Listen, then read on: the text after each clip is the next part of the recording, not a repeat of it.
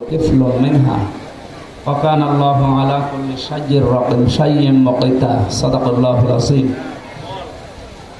বাংলাদেশের ঐতিহ্যবাহী জেলা যশোর সদর উপজেলার ফতেপুর দায়তলা প্রাথমিক বিদ্যালয় ময়দানে ৭ নম্বর ওয়ার্ড কর্তৃক আয়োজিত আজকের এই পথসভা বাংলাদেশ জামায়াতে ইসলামী কর্তৃক। বলেন তো, বাংলাদেশ জামায়াতে ইসলামী নামটা শুনলে বললে এখন মনটা ভরে যায় না? এটা তো 15 বছরও ভরেছে তো নাকি? 15 বছর তো বলতেই দেয়নি। সুতরাং বাংলাদেশ জামায়াতে ইসলামী একটা ওয়ার্ড পর্যন্ত আজকে দ্বীনের দাওয়াত নিয়ে পৌঁছিয়ে গেছে, এটা তার প্রমাণ। এটা মিডিয়ায় যাচ্ছে, সারা দেশে এখন চলছে। মানুষ যে কয়জনই হোক একটু আওয়াজ দেবে, অন্তত বাতিলরা যেন বোঝে যে না, এখানে মাল আছে। বাংলাদেশ জামায়াত ইসলামী শুধু রাজধানী না, শুধু বিভাগীয় শহরে না, শুধু জেলা শহর, উপজেলা শহর, থানা শহর, ইউনিয়ন না, এখন ওয়ার্ড পর্যন্ত এদের কমিটি আছে না?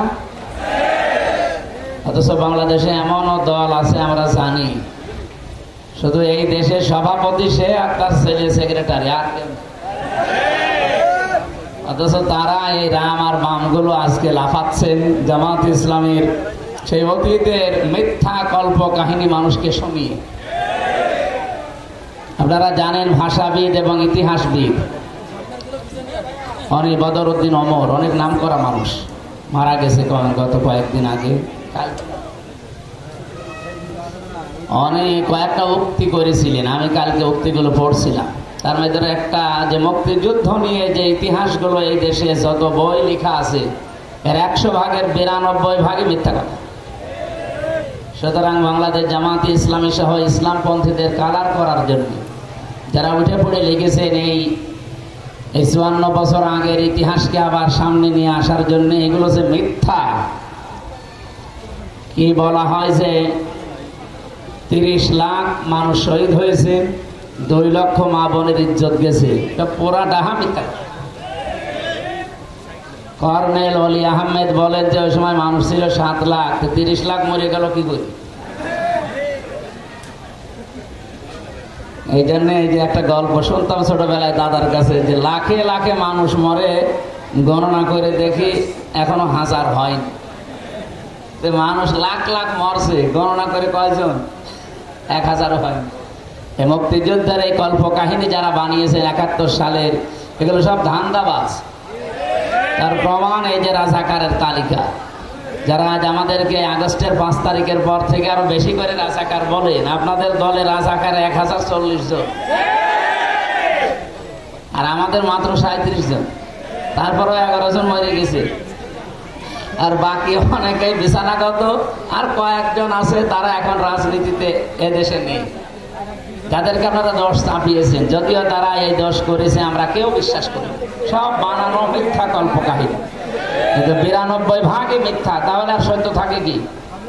সেই হিসাবে আমরা যেহেতু মিডিয়ার জগৎ এখন সবাই শুনতেছে, আমার সামনে এখন যশোরের এই সদর থানার এই ফতেপুর বা দায়তলা ইউনিয়নের এই এলাকার এই কয়েকশো মানুষ না, এখন আমার সামনে 18 কোটি মানুষ বসে আছে।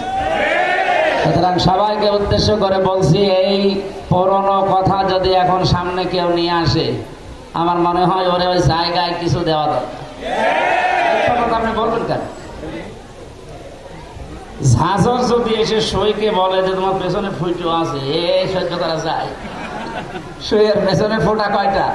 একটা। ঝাঁঝরের আপনাদের চরিত্র আছে, আপনারা নিজেরা নিজেদের ফতোয়ায় কিন্তু মরবেন। যে ফতোয়া বানিয়েছে, ট্রাইব্যুনাল বানিয়ে হাসিনা এতদিন আলেমদেরকে হত্যা করেছে, সেই ট্রাইব্যুনালে এখন তার ফাঁসি হবে। তারা চায় যত মানুষ এই 24-এ জীবন দিল, একজন মানুষ মেরে ফেললেই তাকে মেরে ফেলা যায়। আর সে মানুষ মারার জন্য দায়ী কতজন? 24 সালে যদি সরকারি জরিপে 3732 জন, আর বাকি এমনিতে আরো বেশি। আমরা 1500 বলি, এটা কিভাবে বলে আমি জানি না, জরিপ পড়ে বলছি।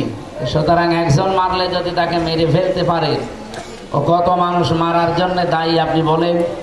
ওকে হাজার হাজার বার মারলে মনে হয় শোধ হবে না ঋণ। দুনিয়াতে কেউ কাউকে মেরে ফেললে তাকে মেরে ফেলবেন, তার ওই বিচার হয়ে যাবে। কিন্তু একজন মানুষ যদি 1000 মানুষ হত্যা করার কাজ করে, তাকে আপনি 1000 বার মারবেন কি করে? তার তো আর জীবন 1000টা না, কয়টা? এই জন্য আল্লাহ কিয়ামত বানিয়েছে যে কিয়ামতে আপনাকে 1000 বারের উপরে মারা হবে। মারবে আবার জীবিত করবে, আবার মারবে আবার জীবিত করবে। তো দুনিয়াতে ওই নিয়ম যেহেতু নেই, আমরা চাই অতি তাড়াতাড়ি এই খনি ফ্যাসিস্ট হাসিনাকে যেন জনসম্মুখে ফাঁসি দেওয়া হয়।